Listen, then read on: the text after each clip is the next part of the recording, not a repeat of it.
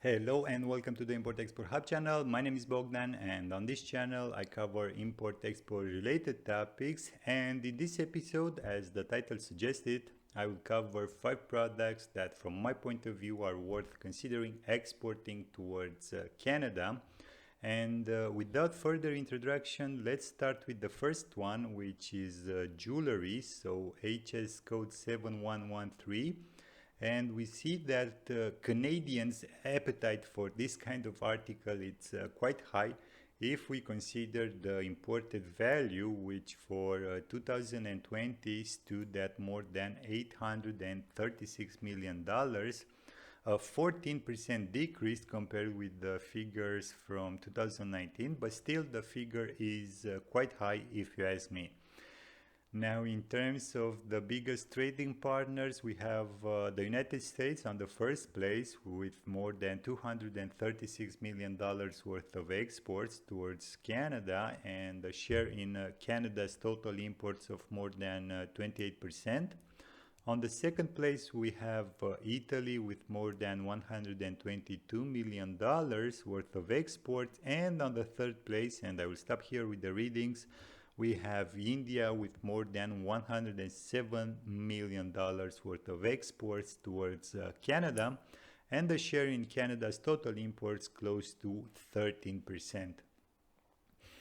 In terms of year-on-year changes for the top 10 partners, at least, there were quite large relative decreases ranging from minus 5% as in the case with Thailand to minus 56% as in the case with Hong Kong.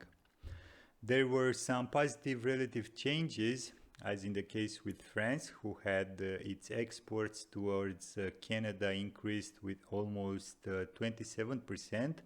But we have also Turkey, Switzerland and Mexico, although their relative exported values were lower, but nonetheless important. And before I move on to my next product recommendation, I want to point out the positive trend that Turkey had in the last 5 years at least. And my guess is that Turkey will continue this upwards trend in the years to come. So basically what I'm trying to say is that if you're a Turkish jewelry exporter and you're looking for new export markets, from my point of view, I highly suggest to consider Canada's market potential. Now, moving on to my next recommendation, which is wine. So, HS code 2204. We see here that the imported values are quite high at more than $1.9 billion, having a total year-on-year positive change of more than 1%.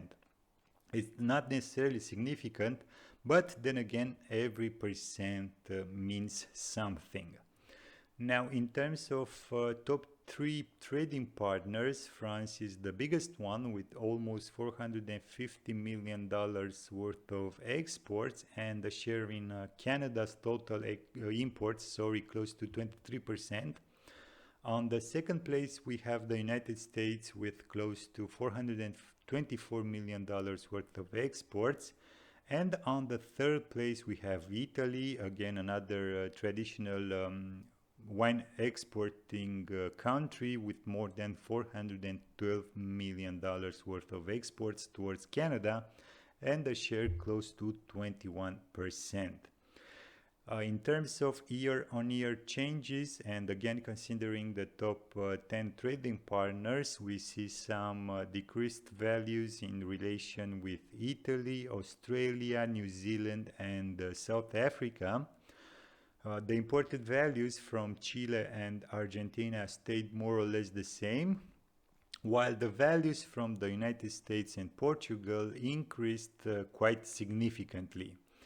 And being on the subject, I just want to point out 3 potential wine sourcing countries, the ones highlighted in yellow, which are the Republic of Moldova, the Republic of Georgia, and Romania, who, in my humble and not a wine connoisseur opinion, I think that they are hugely underestimated for their quality-price ratio. And I don't know if this is because of the lack of marketing, limited production capacity, or whatever the reason, but if I were a Canadian wine importer and distributor, I would definitely explore the potential of these three countries a little bit more. Anyways, again, this is a personal and biased opinion, as I like to say. And for sure, the people working in this kind of business know more about wines than I do. And maybe there is something else related to the relatively small imported volumes from these three countries. Anyways, moving on to my third product, which is seeds, whether or not convertible into beds and parts thereof. So HS code 9401, we see that in 2020 the total imported value was around $2.9 billion, almost 19% decrease in relative terms compared with 2019. With China being the biggest trading partner with more than $1 billion worth of exports towards Canada and a share close to 37%, so quite a high import market concentration for Canada in relation with China. On the second place, we have the United States with more than $818 million worth of exports and a share in Canada's total imports of about 28-29%.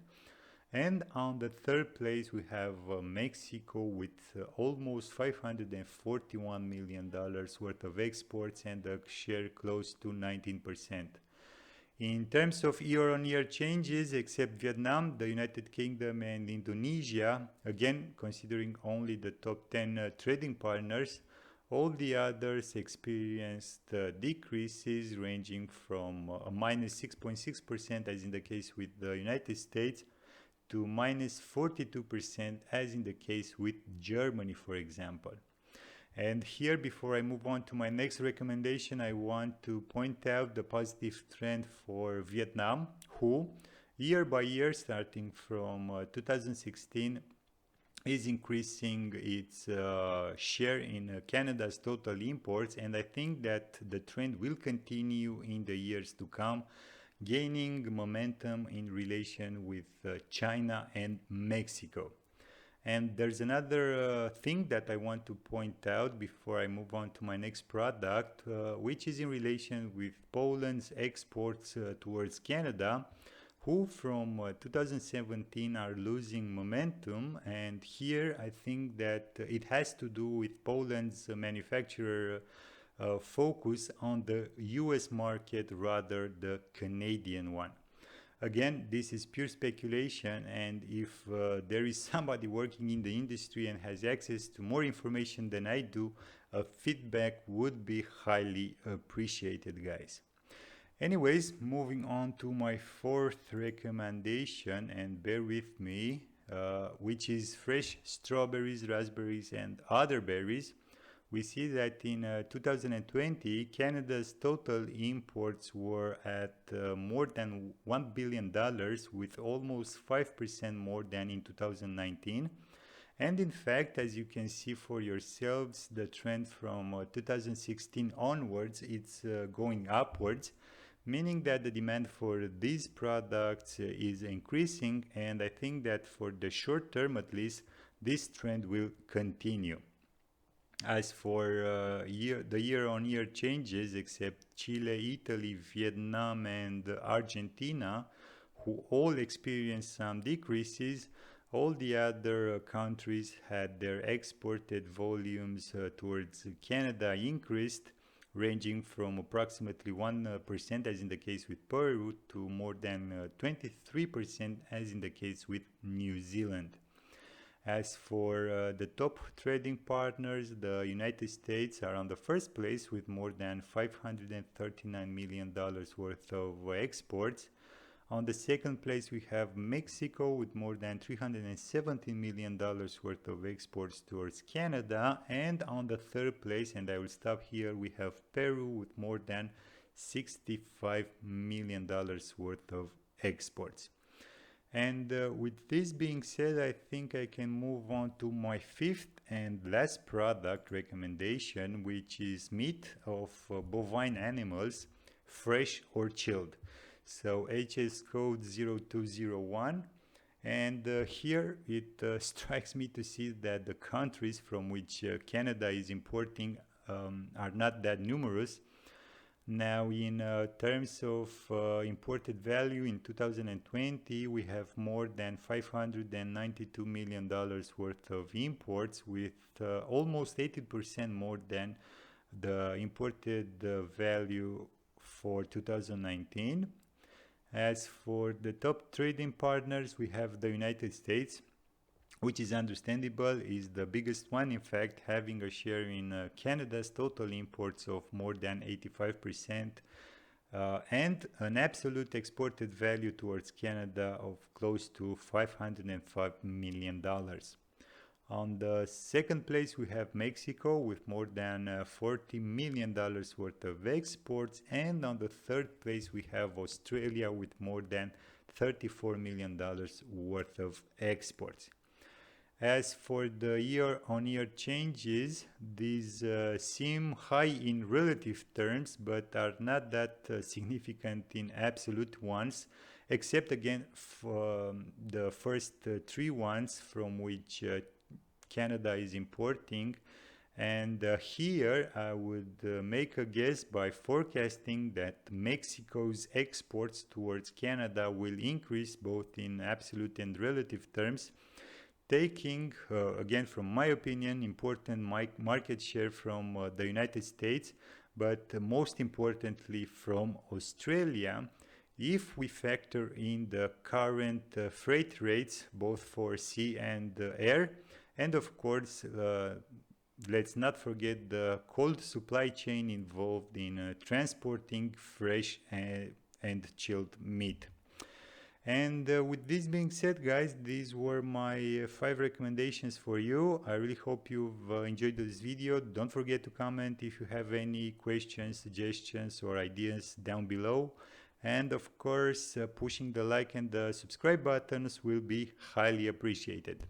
And as usual, until next time, keep your business safe. Thanks.